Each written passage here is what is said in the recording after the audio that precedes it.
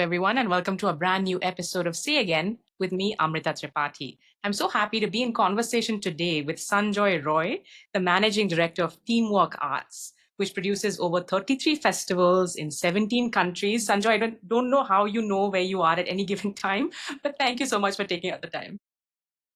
Absolutely delighted to be in conversation with you, Amrita. Sadly, I haven't seen you in recent times, so this is really like a catch up. So Yeah. happy to gossip. I would love to get some gossip from you. So I'm going to, when I was doing some of the research for this episode, I didn't realize there's several facets to your personality and career that I wasn't aware of. So I'm going to, do a quick intro. You have produced or directed over 50 theater productions, which have toured across the world. You've won several awards, including the National Award for Excellence and Best Director. And, I know this, we discussed this several years ago, but you're also the founder trustee of the Salaam Baalak Trust, which provides support for street and working children in Delhi. So I want to talk to you a little bit about the things you care about, your mission, your vision, your purpose. And towards the back half of this chat, we'll talk a little bit about your own journey, where you index on things like empathy and leadership and things like that. But first things first, Sanjoy, we probably met first because of the Mahakumbh of the literary world, which is the Jaipur Literature Festival, but way back when it was just about, starting out. Take us through a little bit of your journey there, because it's really become something that's, obviously a cultural phenomenon. You take it to different countries now, different markets. Can you share a little bit of your insight there? So, as you know, Amrita, much of this started as an accident as opposed to what people or Harvard Business School used to teach, that we had a plan, which was a 5-year, 10-year, 15-year plan to take over the world. It was none of that. Much of the work that we've been doing was around how do you create value for the arts, and that's how my own journey started, with a need to show that the arts is as much of a profession as anything else, and it does create value, both tangible as well as intangible. And the Jaipur Literature Festival was born of one such accident. We used to work in the Edinburgh festivals, which is where we created one of our first major platforms for work out of India, both classical, traditional, and contemporary. And it was there that John and Faith Singh had come to see what we've been doing, and they were like convinced that this is what they needed in Jaipur, because in Edinburgh, as you know, much of what everything happens in repurposed built heritage spaces in the UNESCO World Heritage City of Edinburgh, the old town of Edinburgh. And they were very keen to set up something in Jaipur, and they said, "Will you help us set it up?" I said, "We're happy to advise you in terms of how to set up a festival." We didn't necessarily want to run it because India, as we all know, lives in different realities and in different centuries at the same time. We didn't really have an understanding of Jaipur and its politics, so we didn't want to really do everything about it. But we used to program one or two things in that existing Jaipur Virasat Heritage Festival. And it's in that festival that Namita and William used to run a literature segment or program a literature segment. And when the Jaipur Virasat Festival went south, for all the obvious reasons of resources and the politics of it, uh, Faith and John and everybody reached out to say that, will you, how can you let your baby die, and will you come and take it over and run with it? And when we looked at it, we realized that what we didn't want to do is take on the whole festival per se, but maybe if we could take the literature segment and spin that off. And that's how what we now know as the Jaipur Literature Festival was born, with William, Namita, and ourselves coming together. And who would have thought in that very first year? I remember coming down on a very cold winter morning and asking our colleagues, I said, "How many chairs are there in the Darbar Hall, which you know very well?" And they said 230. I said, take out 100, because who's going to be coming? And I mean, anybody did a dipstick survey that Jaipur would turn out to become the base or the platform for one of the world's largest literary festivals, everybody would have laughed, including us. But people did come, and I think it was, we were the right time, the right place. Plus, we had offices in so many countries by that time to get the word out. It was not so difficult as, many other things. That first year, I think 6,000 people came. People loved the hospitality, the vibe, the look, the feel, the programming. The next year, 14, 15,000 people came. Third year, 30. And it was really in the fourth year when we got that email from Deepak Chopra saying, would you consider inviting Oprah to the festival? She's very keen to come. We were like, oh, okay, we'll think about it. Of course, we invited Oprah. And with Oprah, the world followed, or America followed. But more importantly, it was in the same year that we'd put into place security for the first time. Salman Rushdie was supposed to come, Oprah was coming, and I received people for an hour every day in the festival, and I was standing there. Gates had opened at 7:30 at Diggy, and the man and a boy walked through the Haveli gates, and they were stopped because they didn't look like they belonged. And so I walked up and I said, "Can I help you, bhaiya? Kya baat hai?" And he said, I sleep on the pavement up ahead opposite the SMS hospital, and I know that I'll never be able to send my son to school because I can't afford it, nor be able to afford to buy him a book. But I thought if he heard a story, it would change his life forever. And I hear that you tell stories, which is the reason I came, and I'm really sorry. And he turned to go, and I said, no, this is for you. And for us, that was the first time that we said, yes, the festival may have become successful because it's a festival for everybody. We started wanting, and most of our festivals across the world, we start with this sort of theory or pillar. We say, we want a festival to have democratic access. We want a festival where people who are not necessarily like us, who have access to everything, can come in and find considered knowledge, come in and see, have a view of different cultures, different religions, different worlds, different ways of working, and in that sense, sort of maybe push back on the ignorance of our times. Yeah. And by pushing back on ignorance, can we make that impact by pushing back on hatred? Yeah. The hatred is born of ignorance, and by pushing back on hatred, can we make an impact in the violence that invariably comes to bite each one of us? And even if it doesn't physically or specifically, remember, every act of violence or war impacts the only home that we collectively know, which is Earth. And that's something that we have to be very cognizant of. And that's how the Jaipur Literature Festival per se was born. Teamwork, of course, started many years before that as creating a platform for the arts when we pivoted from television and filmmaking in the mid 90s. And yeah, as you said, the rest of it is history. It is. I mean, there's so many thoughts I have. I mean, one is, coming to the literature festival to cover it as a reporter, two, as a writer or someone to enjoy those sessions. And I think getting access, you're absolutely right. I mean, even for, folks, you're talking about, access and privilege, but for a lot of people, there was no access to this scale, this sort of depth of wisdom, the sort of erudition on display, and in an inclusive way. I do think, I do want to tie this up to pick up one of the threads you're talking about. When we look at hatred and we look at all the world is sort of like a shit show right now, wherever you look, right? Globally, locally, regionally. When you look at the arts and culture, and I'm also going to quote, I think a suitable agency calls you an entrepreneur of the arts. So I'm going to come back and ask you if that's like, a category of one in this country. There are so many things to examine there. In the olden days, of course, you had patrons of the arts, and there was this sort of understanding across cultures, right? From the Greeks on down, that the arts was something to protect, to preserve, and people needed to have the time, the luxury to think. I feel like with social media now, we're always in such a rush to judge or to let other people tell us, or the algos tell us what to think. We're losing out on that space to reflect, which is a long-winded way of asking you, Sanjoy, what do you think is the importance and how critical are the arts and culture in a time like today when people, could turn around and tell you, Sanjoy, the planet's on fire, like literally when you talk about climate crisis and so on. How important is it, the arts and culture? Sadly, Amrita, I think everybody looks at arts and culture as just that, song and dance, you know, to entertain somebody. But like I keep saying, when you write a book, and you've written so many, Amrita, that when you write, you have a volition to write. It's not necessarily that you set out with a thing of entertaining somebody. You have a volition to write, so you set out to write something.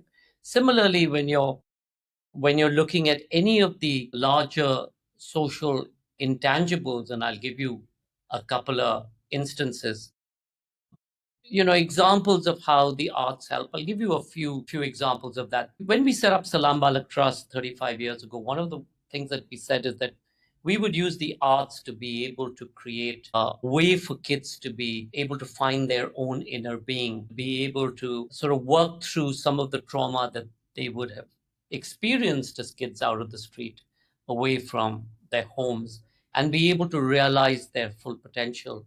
And I remember one particular year when we did our Salaam Baalak Trust annual play, which is quite legendary. One of the kids said, "Bhaiya, ये पहले बार है जो जब कोई मेरे बारे में मेरा कहना सुन रहा है, meaning they're listening to me for the first time as opposed to me only looking at listening to them. And this is the first time that I feel that I am a human, I'm an individual, and I'm somebody who is people have a value for."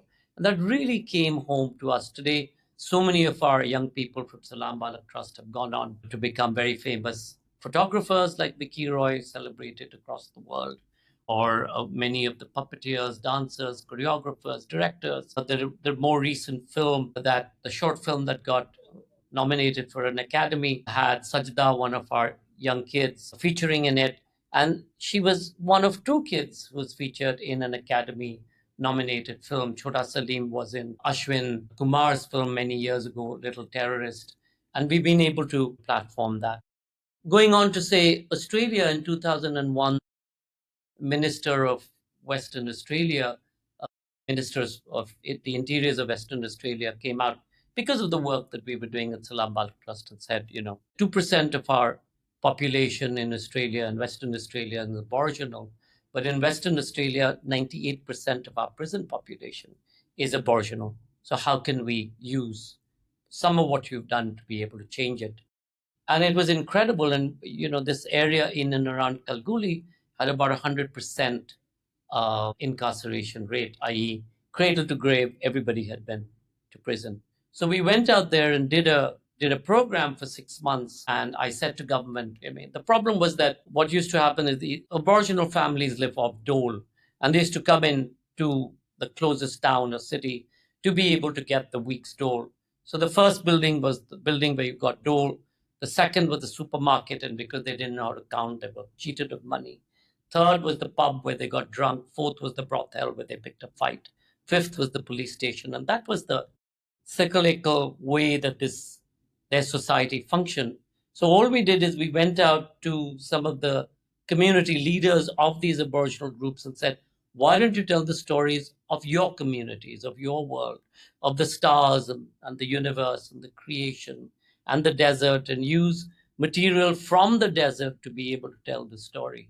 And we told government, you send the dole truck in, you send the supermarket truck in, you send the pub truck in, and I think I said, 14 quarter a wow, whatever, of booze per week as an allocation or something.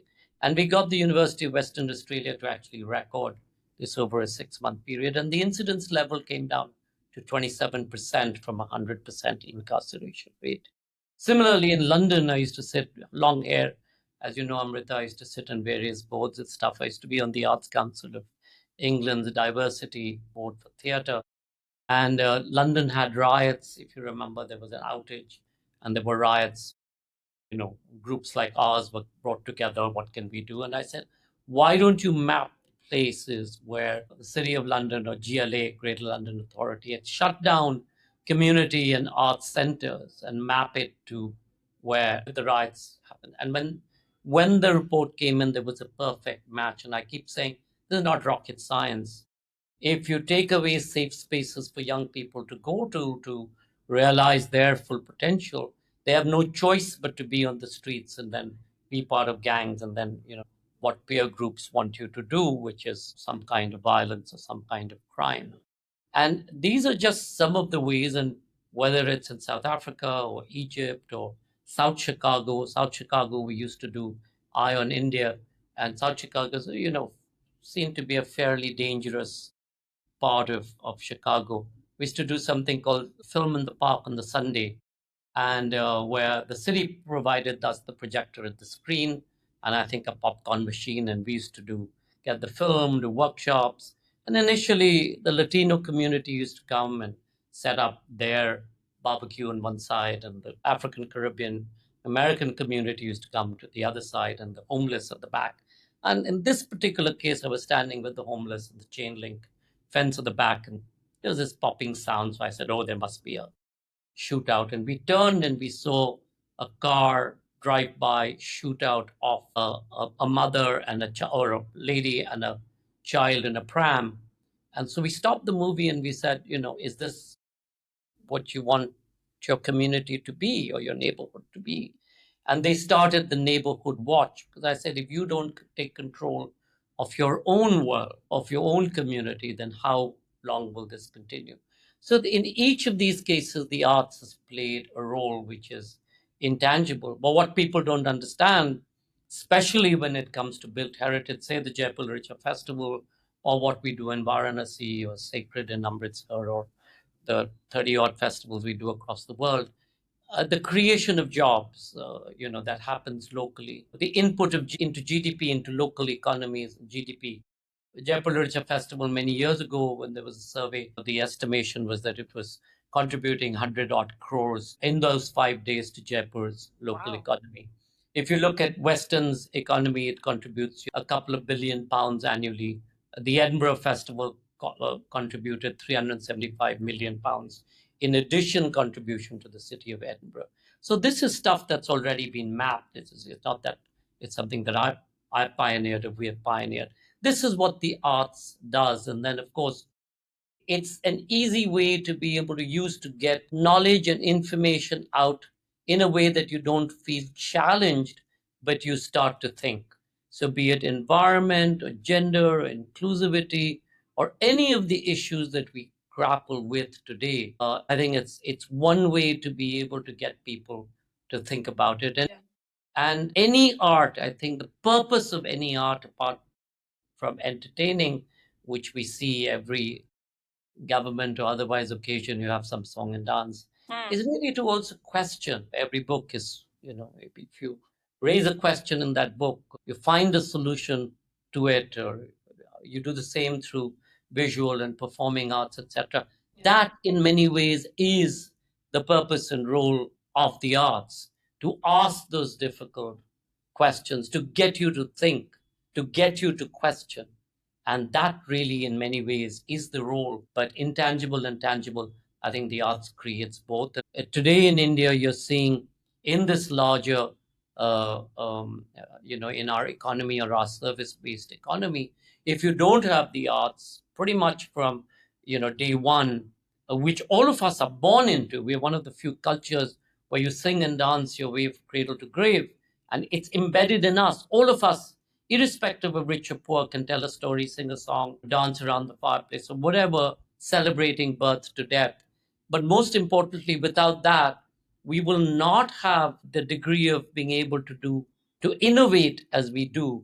We won't be able to do the kind of jugaad, not as make do, but as make possible. That is, in many ways, the larger aspect of what the arts can and does contribute. Are you concerned about, where everyone is sort of obsessed right now with like the rise and rise of AI, of Gen AI, and eventually this sort of singularity, which will be toast anyway, it sounds like. But are you concerned? Because a lot of what you talk about is what you've just shared with us. It's not necessarily stuff that people think about. When they think about arts or culture, they think about, oh, you're a writer.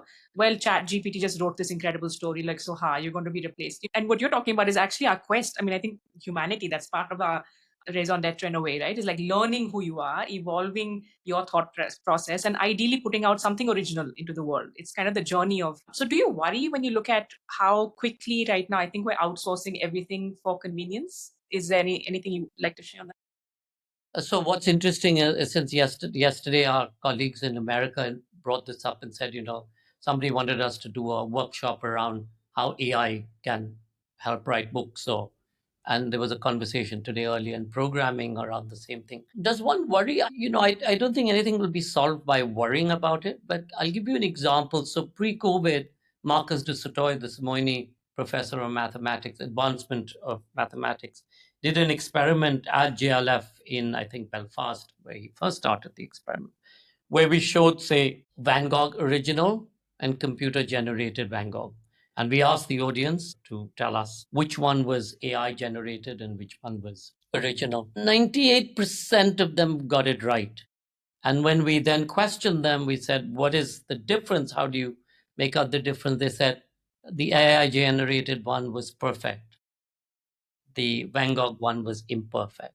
So I think it's in our imperfection lies our USP, and the fact that when you marry imperfection, our makeup, be it racial, religious, socioeconomic, space, place, tradition, that makeup, and therefore the empathy that goes into it, even if Elon Musk thinks that empathy is something to be discarded, I think that will always remain unique.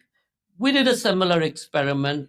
He backloaded all of J.K. Rowling's books onto the system and said, give me the next edition. And it started well. There was thunder and lightning, and lightning hit the door of the castle or whatever. The castle door creaked open, and Hermione came out, and it was pretty much good going till then. And then it went on to say Hermione comes out and she goes and stands on a rock and starts eating her brain. So the way the algorithms then picked that up sort of morphed it into something else. More recently, I think poetry is something that you can say, can I write in Wordsworth style? And AI is being able to create poetry, which is difficult to fault. Will you be able to create the next best film or fiction, etc.? I think the jury is out on that.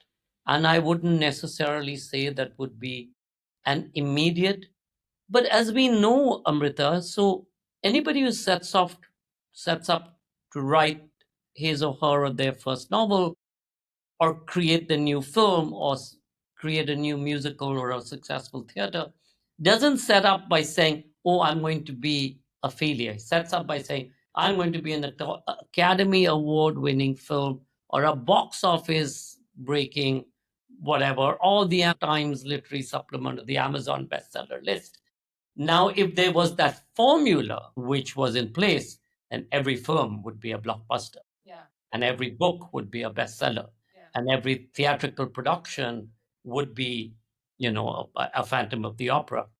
But it isn't, despite the fact that today you run your script through a computer system saying, what's the formula? And every studio think that they have the formula.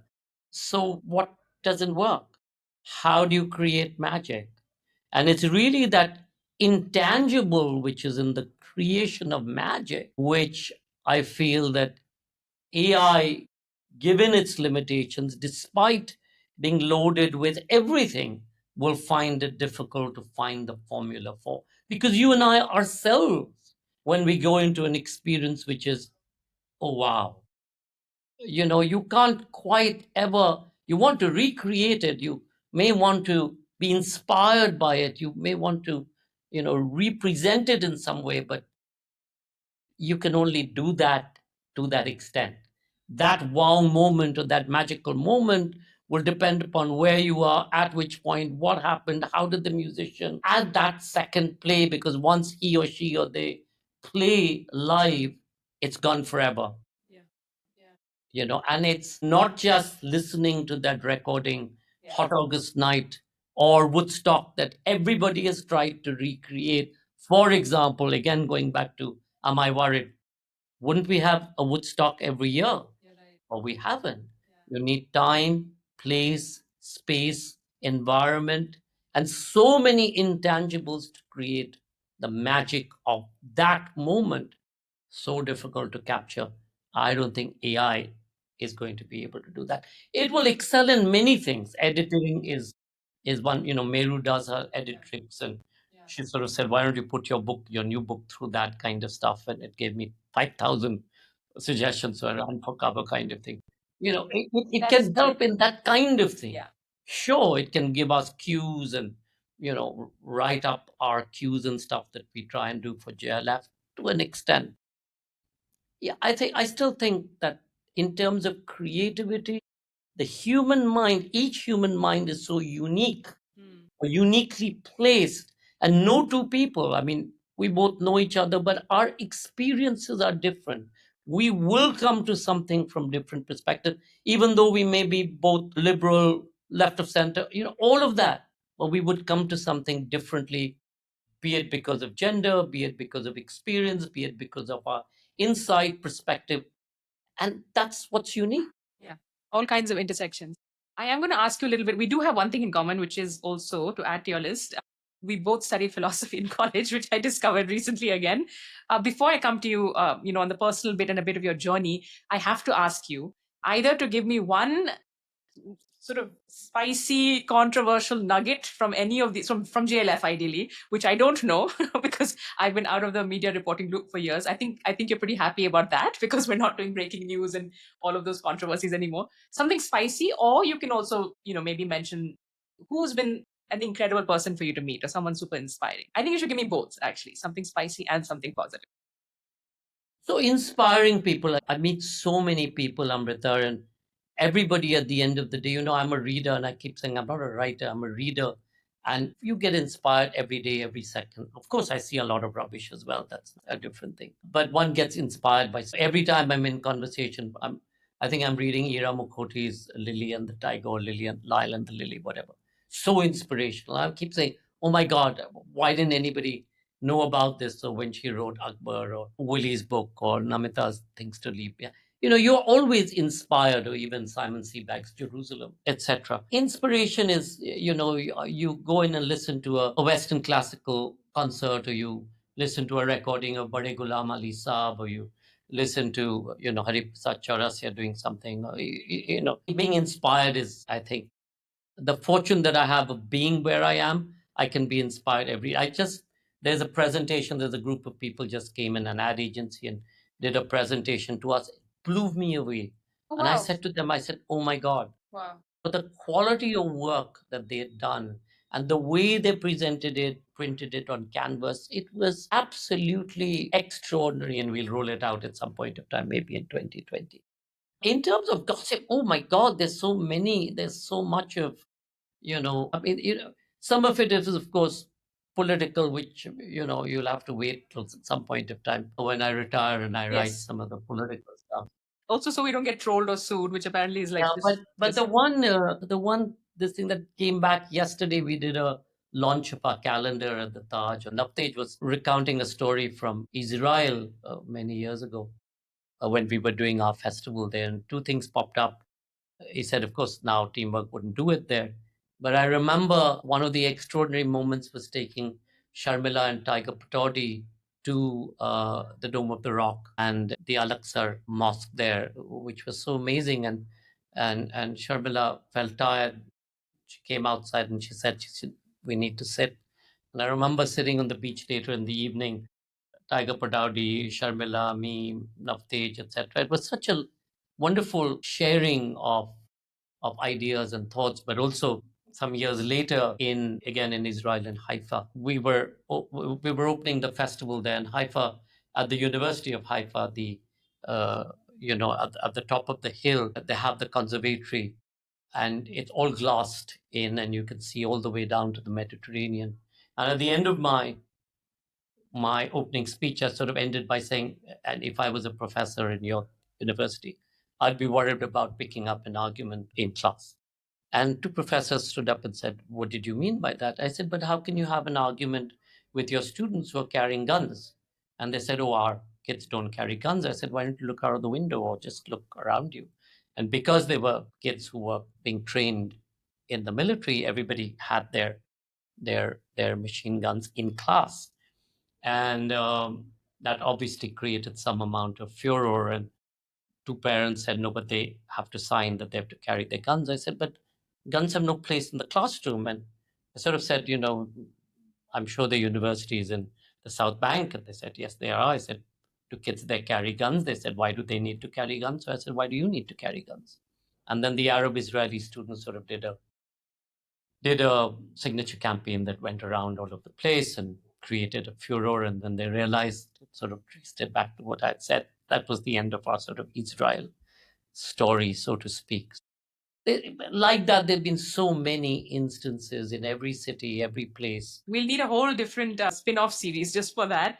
And to talk about the Middle East, I think. But just a couple more questions from me for now, Sanjoy, in the interest of time. One is, if we go back to your own journey and how it started, there was a philosophy degree. There is some incredible faculty and folks we know in common. I also saw, was it last year that you shared this, like, just in your very Sanjoy sort of unflappable way, you just shared a photo which had Shah Rukh Khan in it, and like all of these stalwarts. Can you take us through a little bit of what was going on for you as a college student? And did you envision that you would actually end up being, someone who is now, quote, an entrepreneur of the arts? Or was that always your vision? Arts has always been my passion, Amrita. So, when I was in London in school, I used to try and attempt to play the violin. Loved my violin teacher. When I was in Cathedral in Bombay, I used to act or do elocution. When I was in DPS in Mathura Road, for my last year, I did the same. Entered into university, into St. Stephen's, as you know, and for that first year, much of my first year was spent in protest because that's what you do in universities, right? Not quite what Ashoka deems as the appropriate thing to do right now, but that's what we did. We protested, we were picked up or we were beaten up or whatever, but you had something or the other to protest. And even at that point of time, theater was a very big thing in what I was involved in. And that's how, when tanks at the end of the year, when I'd spend most of my time between hunger strikes and whatever else, Tank said, you do need, or Vijay Tanka said, you do need attendance to finish your first year. And I'm like, I'd written a sort of, 8-page tome to my parents saying that this is the reason I would not be part of an elite institution like this. And I would go off to UP and Bihar and, fight for the rights of the poor. Till my elder brother, who was at D school at that point, sort of, wandered in one day and he said, I hear this is what you're planning to do, but you do know that there's no air conditioning, right, in these places. The only place that you're going to be throwing a bomb out of is a limousine, but you just need to be able to understand your lifestyle thing. Sort of the penny drop. But, even in university, because of Vijay Tanka first, I sort of went off and acted with Abha, then Abha Sood at LSR, Diary of Anne Frank, and from there joined Theatre Action Group, and then pretty much quickly became the manager at Theatre Action Group, and then I became its executive director. All of these young people had joined TAG at some point of time. And remember, at that point of time, all of us used to do theater for passion. There was no money per se in it. And I remember that when Punita and I met in TAG, and when she decided that we were to get married and got her to meet her father, he sort of said, "So what do you do, young man?" So I said, "I do theater." So he said, "No, no, what's your day job?" I said, "No, no, I do theater. I pay myself 1,000 rupees a month, kind of stuff." So he said, "No, no, but how are you going to support my daughter?" And I said, "Hold on. Your daughter is a manager. She was a manager at Western Outdoor, then became UTV." I said, "She's a senior manager and she's going to support us, and I'm the artist." And that didn't go down well either. And it was, as you know, in those days, Doordarshan had opened up and people were getting slots. And Bobby Beatty had got a number of slots. And he kept coming to me at various points saying, "Come and direct, come and produce, do something for us." And I used to say, "No way, I'm going to sell my soul to television." But as the wedding drew close, I said, "Okay, Bobby, I'll come and join you," and started. And then employed everybody from TAG into what was then BB Videographics, and then cast everybody into what Arundhati wrote the first time, in which Annie gives it those ones, Wow. etc. So all of these people, Rituraj and Divya and Shahrukh and Manoj Bajpai. Shahrukh worked in, when I left Bobby and we set up TAG TV, Mohit and I, or Anti-Work Films in those days, Shahrukh worked with us on a number of projects. There we were arrested in Jaipur, filming an ad for KLM, quite funny. So every morning we used to set out, and the ad was an ad for KLM Cargo, which was showing elephants and camels with KLM Cargo on top, in a forest path. So we used to shoot every morning. So we start at 6 o'clock with whatever 8 elephants and 6 camels, and the forest rangers used to come in and they used to say, "Okay, you're under arrest," and arrest all the camels and elephants, and then somebody had to pay them off, and then they used to use that to eat chicken while we were in, or whatever, house arrest, the Rambagh, which is where we were staying. Quite funny. Of course, that ad went on to win a number of awards. So Shahrukh was the person doing the deal between, this. He was the production head on that particular shoot for us, and a number of other things. So all of these people, Manoj, joined Salaam Baalak Trust, used to work with us as a colleague, working, creating, doing theater. As I said, arts was the base of that. at the New Delhi railway station on the above the GRP police station. People forget that. So many of these people, Rituraj was our first host in Tolmol Ke Bol. He was part of teamwork. Rituraj, Charu, Deepika Deshpande, Deepika Amin now, who played Shah Rukh's mom, I think, in Fan or whatever, and continues to do so much. So all of these people were the first movers in teamwork when we set it up. Incredible. That is incredible. And, they continued. And yeah, I mean, we don't necessarily boast of that, but the arts is such that, whether it's a Babu Basu or Lilet Dubey, we're all connected, with Yun saying, all of us are connected in so many ways through tag and many generations of tag. I wasn't the first generation.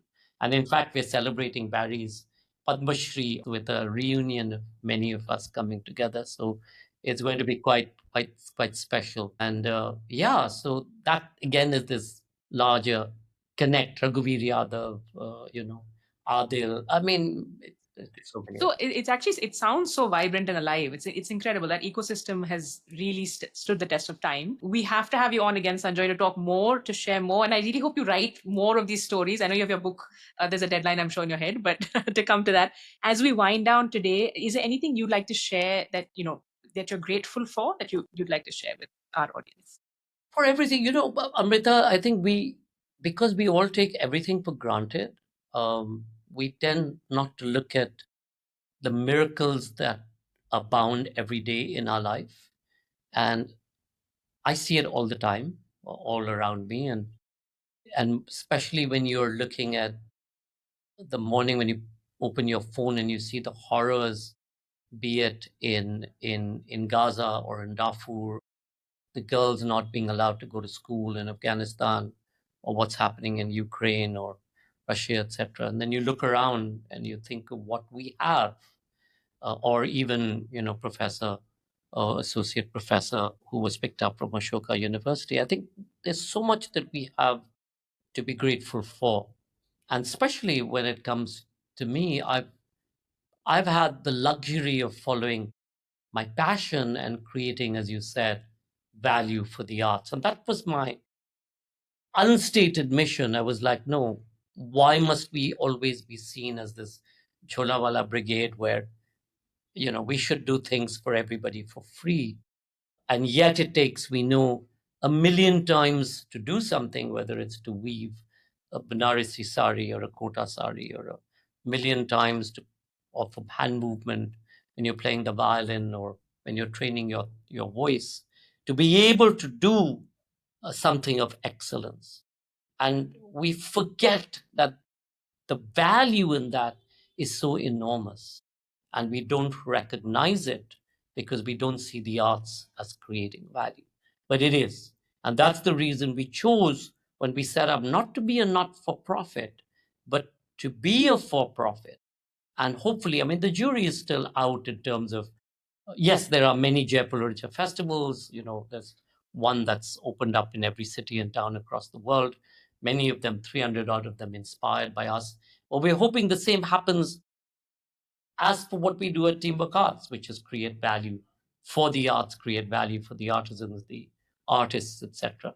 And that, in many ways, is really the miracle of it, that we can do this every day of our life in some way. And like you said, the book that I am writing, which will come out in October, HarperCollins, is about the spirits and ghosts also in our collective lives, and my experiences of Punita and my experiences with spirits and ghosts, which then give you an equal inspiration of how blessed we are, or certainly I am. But I know that we are all in that same space. Love, that's so inspiring. Thank you so much, Sanjoy. I feel like, any cynicism is blown away in the face of your authenticity and your belief system. And I hope that, we can all take a moment to think about the value we can also create in our own ways. I really appreciate your taking the time today. Thank you so much. Thank you.